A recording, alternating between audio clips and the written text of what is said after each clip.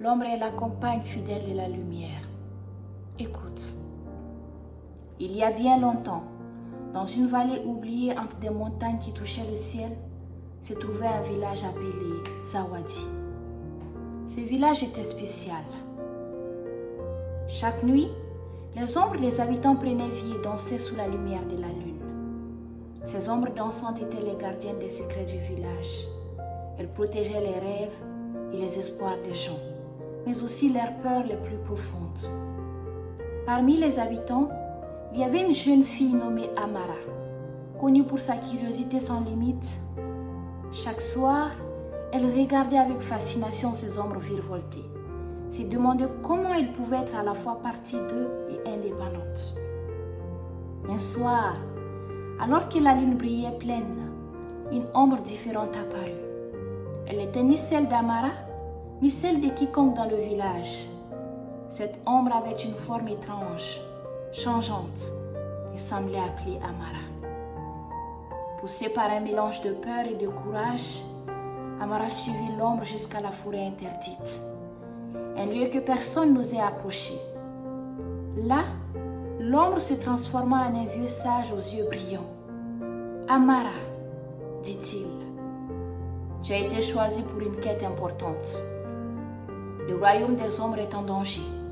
Une ombre noire, née de la peur et de la colère, grandit et menace d'engloutir la lumière. » Le sage expliqua que si l'ombre noire s'étendait, elle effacerait non seulement les ombres dansantes, mais aussi la mémoire des habitants, leur histoire, leurs liens. « Tu dois retrouver la pierre de lune, dit-il. Elle est la seule capable de repousser l'ombre noire et de restaurer l'équilibre. » Amara accepta et partit. Guidée par l'ombre sage, son voyage la mena à travers des paysages étranges, des rivières qui chantaient, des arbres qui parlaient et des montagnes qui changeaient de forme. En chemin, elle rencontra des compagnons improbables. Kazi, un singe malin qui connaissait tous les chemins secrets. Sefu, un lézard qui pouvait voir dans le passé. Et enfin, Léla, une colombe aux plumes argentées, messagère des cieux. Ensemble, ils affrontèrent des épreuves, affrontèrent des illusions et surmontèrent leurs propres peurs.